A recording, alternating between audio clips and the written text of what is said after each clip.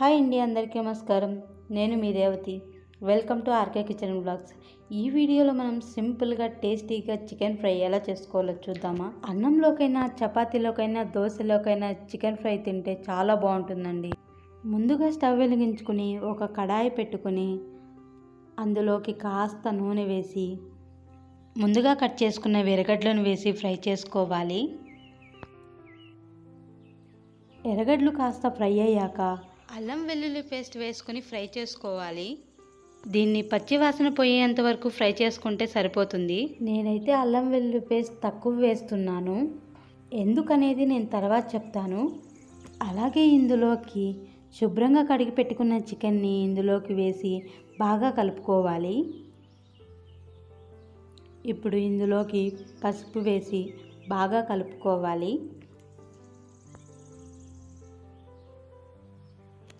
ఇప్పుడు మూత పెట్టుకుని మధ్య మధ్యలో తీస్తూ కదుపుకోవాలి.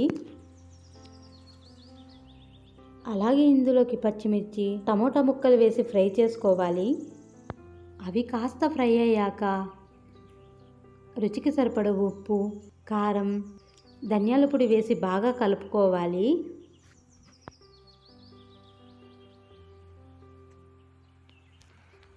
అలాగే ఇందులోకి కరివేపాకు, ఇప్పుడు తెల్లగడ్డలు దంచి వేసుకోవాలి.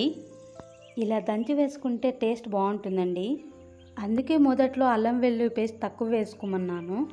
అలాగే ఇందులోకి పుదీనా ఆకులు వేసి ఫ్రై చేసుకోవాలి. ఇప్పుడు చికెన్ మసాలా వేసి ఫ్రై చేసుకోవాలి. చివరగా కొత్తిమీర చల్లుకుని మరొక్కసారి కలుపుకుని స్టవ్ ఆఫ్ చేసుకుంటే సరిపోతుంది. తెల్లగడ్డలు ఇలా దంచి వేసుకోవడం వల్ల చికెన్ ఫ్రైకి ఎక్స్ట్రా టేస్ట్ అనేది యాడ్ అవుతుందండి. చూసారు కదండి, సింపుల్గా టేస్టీగా చికెన్ ఫ్రై ఎలా చేశాను. టేస్ట్ అయితే సూపర్గా ఉందండి.